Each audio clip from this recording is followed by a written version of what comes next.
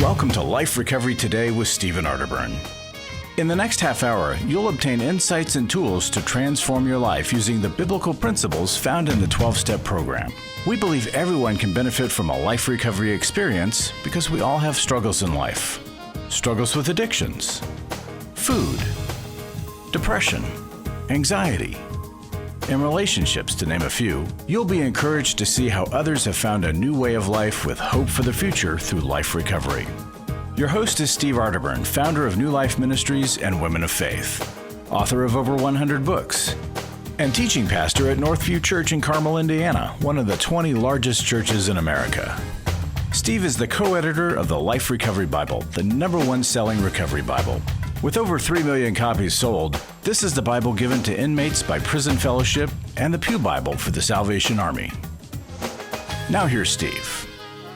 Hi there, Steve Arterburn here, and welcome to Life Recovery Today. So glad you have joined me. And today we're going to talk about something really, really important, and that is the restoration of your soul. Doesn't happen instantly. It's a process. You know, a lot of people will say, oh, I could stop anytime, whether it's a behavior or substance, something like that. Well, hey, stopping isn't the goal. I knew a guy that said, I can limit myself to one alcoholic beverage a day. And he would pour this much vodka into a glass. That was his one drink. All right. So it's not about stopping, but it's all about what we're going to do to transform our lives. The soul work and changing from the inside out. It's all about transformation, which New Life and Life Recovery, well, this is what we've been trying to open up for a person so that God could truly, in a supernatural way, come in and produce life transformation. That really is what recovery needs to be. Now, here's a segment, and I'm going to show you or share with you matters of the soul. This is all about the soul. Guess what we take to heaven? The soul. Guess what one of the big components of your soul is? Character. You want to do some stuff for heaven? Work on your character. It's part of your soul. It's going with you.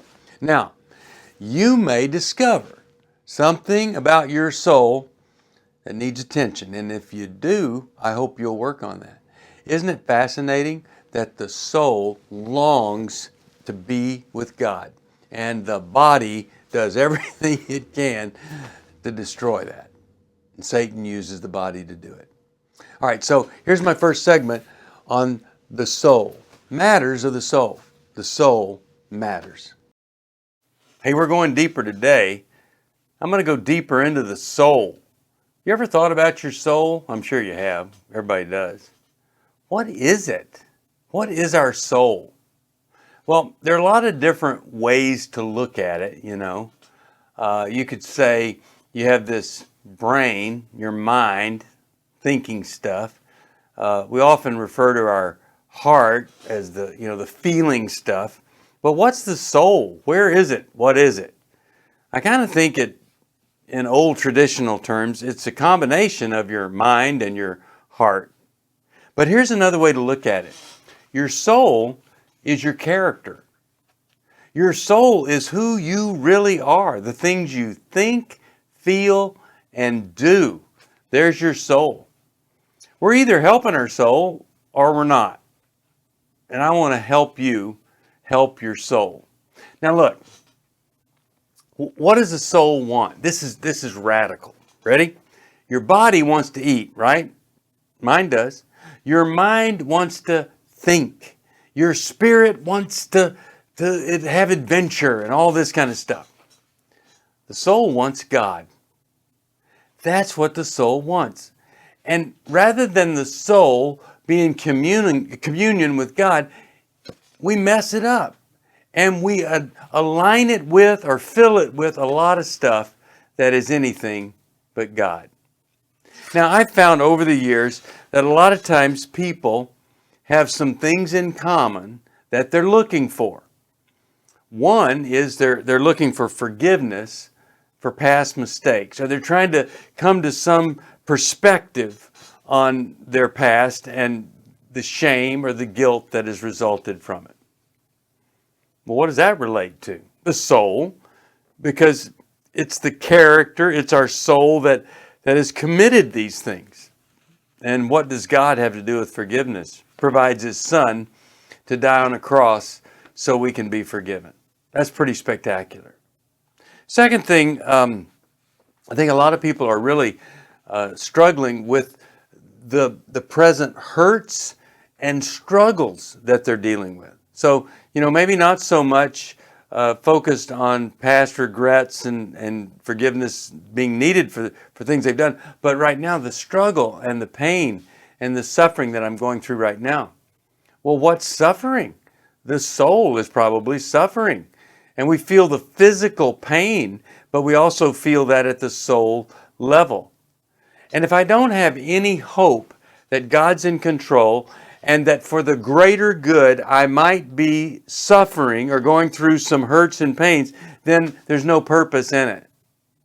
Look, we live in a fallen world. It's not the Garden of Eden anymore. If we were in the garden, we wouldn't be having all this suffering and struggle. We're outside of the garden, and so we suffer and struggle. But we have a God who says, I'll take everything, mix it all together, and turn it into something that will work for your good. Now, that's pretty exciting.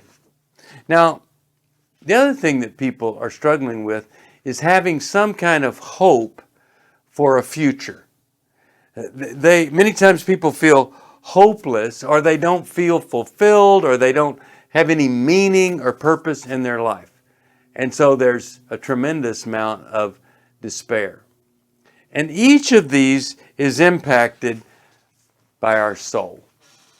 And if we can find what it means to have our soul saved by Jesus Christ, and then have our soul nurtured and filled with the Holy Spirit, then we're going to find our relationship with God to be very, very different.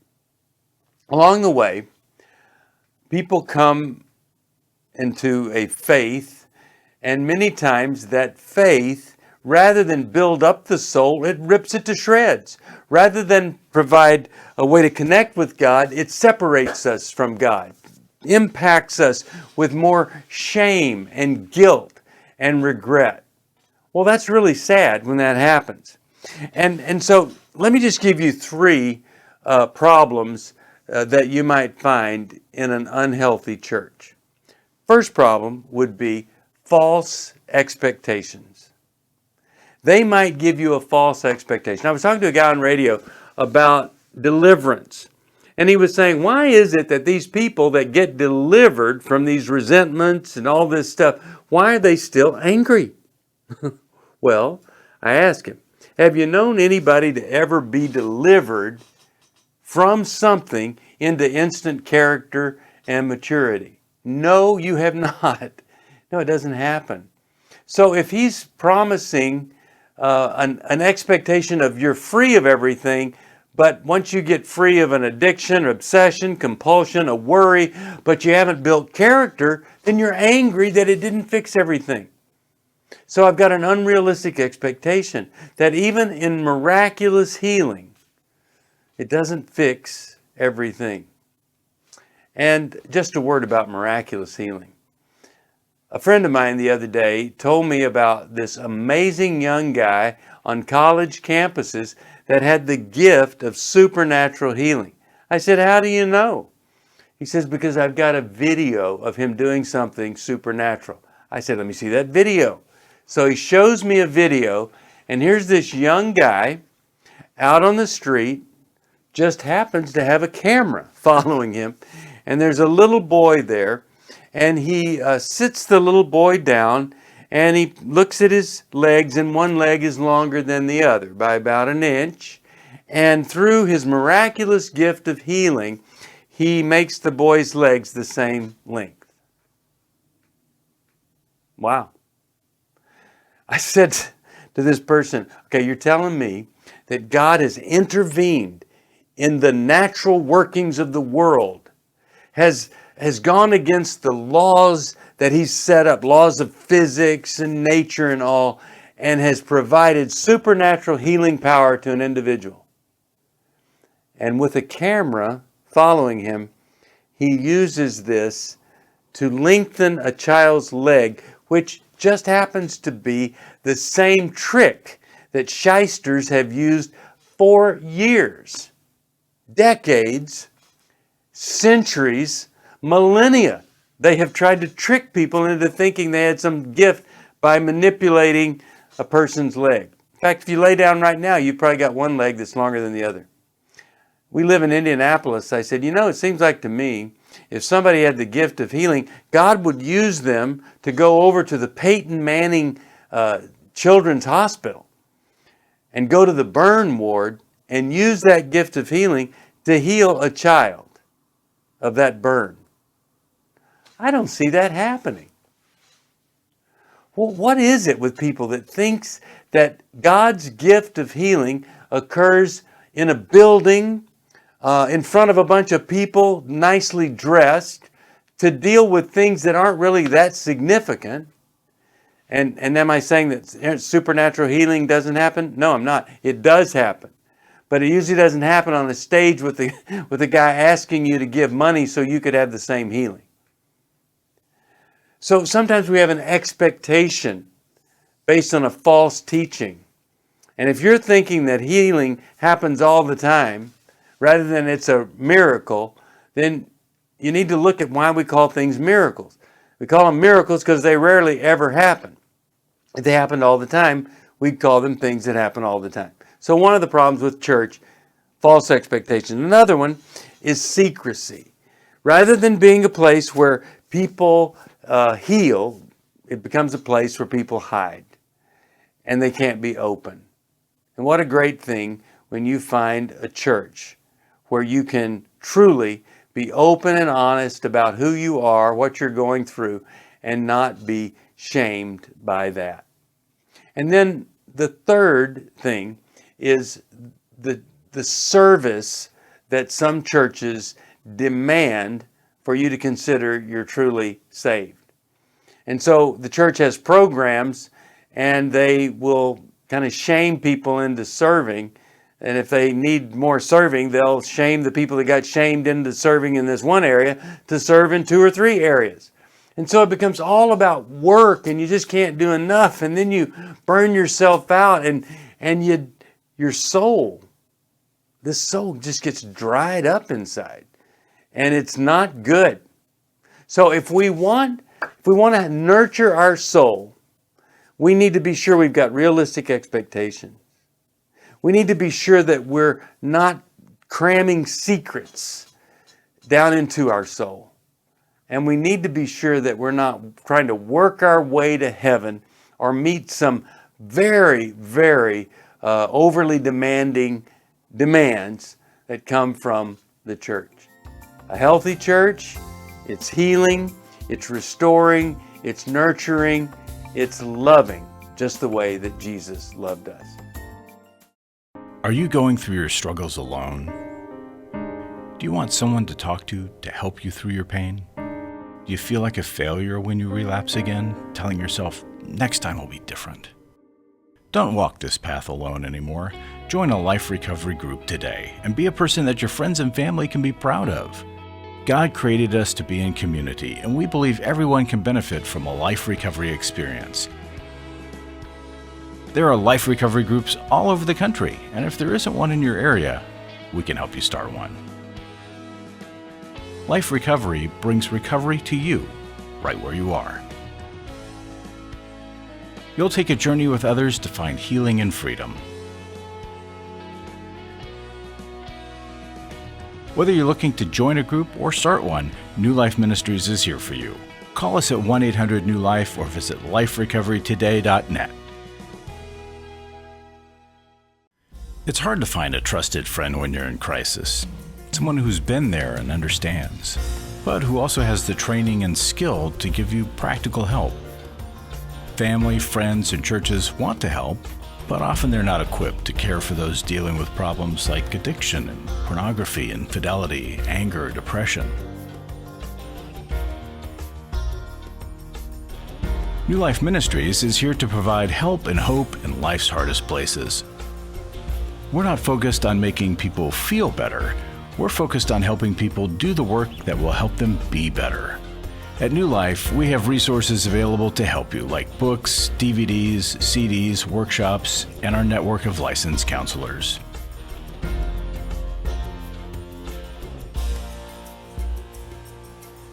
If you need help, call 1-800-NEW-LIFE and begin your new life today.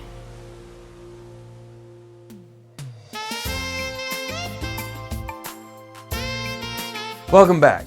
You know, it's so important for us to care for the soul. That's what this is all about. And we're going to continue along this idea of soul care. Well, that's often neglected. One of the things that affects our soul is anger, unforgiveness, all those kind of things. Anger has an impact on your soul, and it's going to destroy the peace that we need in our souls. It's also so important we do whatever it takes, go deeper, understand what's there that's causing it. It's not the stuff here, it's the stuff down below we need to deal with. Watch this. Steve, myself and others in our life recovery group are struggling with anger and forgiveness. Anger management didn't help. How do we work through it? We are told our anger is a choice, but it's automatic. How do we get to a place where we can choose? What steps can we take? Scripture tells us to do or not do things, but doesn't explain the how. What can you recommend? All right, so here's the bottom line on anger. If I'm angry, I am expecting something of somebody, and they may not be able to deliver it. If I'm angry at you, I might be angry because you did something to hurt me. Or I might be angry that you hurt somebody else, or I'm angry because you've never asked for my forgiveness or even known that you did something wrong. So, if I'm going to resolve anger, which if I can resolve the anger at somebody, I might be able to move into forgiveness. All right, so Amelia is learning to factor. So 8, you can divide it by 2, and you can divide it by 4, and so those 2 and 4 are the factors of 8. So is 1, I guess you could say. So if I strip down anger and factor what's there, well, what is there? There's an expectation, and there's a hurt that's behind that anger. What's the hurt? If you're an angry person, you ought to ask yourself, what are you angry about? What are you hurting over? What are you afraid of? And you're, in that fear where you would be vulnerable, maybe you're using the anger to overpower the feeling of fear. And really, once you realize, this is what I'm afraid of. We were in a group one time, and I asked a gentleman, his wife said, he doesn't know how to love us. And he's very rigid. It's all about doing this and that and rules and everything. And I just said to the guy, no one had mentioned fear. It's all about anger, control, bitterness, rage. I said, what are you so afraid of? Big old guy. Tears just start streaming down his face because he was so angry. His dad was horrible. But was he angry at his dad? Was he afraid about life because of his dad? No, actually, he was angry at his mother. See, because she let Dad be that way. How many times do we hear from people, I can't believe it. My husband had 18 affairs, was an alcoholic, a drug addict, a rageaholic, and the kids are mad at me. Well, they're angry, one, because you're probably safer to be angry at, and number 2, they kind of hold you accountable because you let it get so bad, never jumped in or jumped in too late. So with anger, we want to be sure that if we're angry, we will look at the thing that happened, and then we'll start to see it from the other person's perspective. What were they thinking? Maybe they're not all wrong. Maybe there's something I ought to look at. So we really evaluate it. And then we feel the pain that we feel, which at this point is anger, but we try to get below the anger.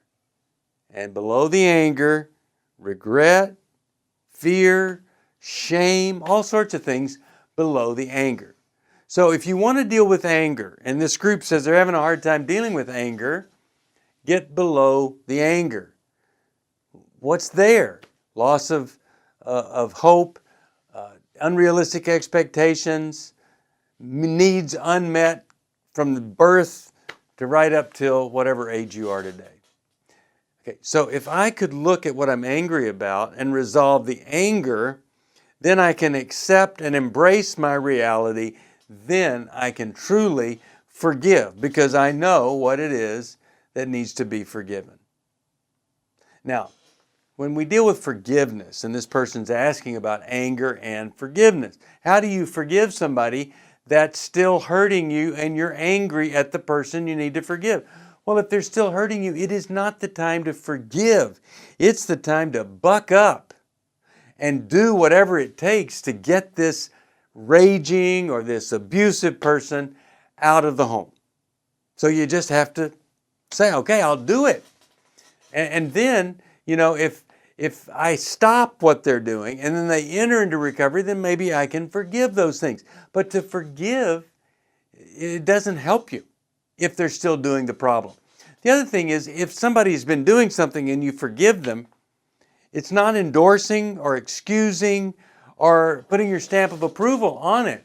It's just saying it needs to stop. And so if we want to have peace, we have to jump in and intervene in the other areas of our lives that are robbing us of our peace and our serenity. And that's never, ever easy to do. Anger and then forgiveness. If I'm angry, it may be because I've lost something. And so what do I need to grieve? What's the loss? Was it mommy and dad or mom or dad that wasn't there for me and I never had anybody? I need to grieve that loss. Maybe it was a puppy that died and I've never fully grieved the loss of that pet. Whatever it is, grieving separates us from the rage and the anger or the sadness and depression. And it essentially lets it go. But if I never grieve, that's not going to happen. So maybe I need to stop long enough to consider whether or not grieving is the beginning of transformation in my life. And if so, then sadly, that's where I need to spend my time, is just grieving what needs to be grieved. And then sometimes, once I grieve, then I can start to see and accept the reality or accept the other person, and then I can embrace that reality. And from embracing, I can go to turning things around, and all of the pain that was so purposeless, now it has purpose and meaning and hope because I'm doing something about it. So I hope that if you're running this group and you've got trouble with anger and forgiveness, you'd ask questions like this. What is it that is the unmet need in my life? What is it that still has not been dealt with, that still is messing around in the world of sin? What is that area? I need to stop that, get support for it, and then a lot of things are going to be different. And when I do that, happiness, peace, serenity, all these great things start to seep in. Now, here's the thing. If you have a hard time with anger and forgiveness, there are two things. One, doing what you've been doing is probably not going to help. And two, doing what you've been doing with the mindset that you have is certainly not going to help you move forward. So what do? I confess to somebody. I see my own role in things. I don't take the blame or shame from somebody else that ought to have it.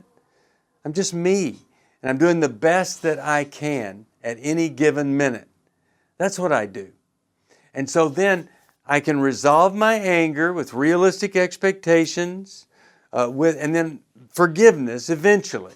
Not too quick, but eventually. And forgiveness, whether the person is contrite or not, whether they are in their own recovery, doesn't matter. Because forgiveness isn't for them, it's for me. It sets me free. I don't have to worry anymore. So if this group has an anger and a forgiveness problem, they do go hand in hand. And I would be asking some questions. I'd probably write it out on a pad, pass it out. You angry and having a hard time forgiving? What are you afraid of? Number one. Number two, what are you expecting to receive that you haven't received yet? Where do I need a do-over would be the ultimate question about this whole issue of anger and forgiveness. Anytime we try to forgive by ourselves, usually doesn't go too well. And so finding somebody else to help you walk through the grieving process, embracing, and then helping you to forgive, it could be invaluable to your life.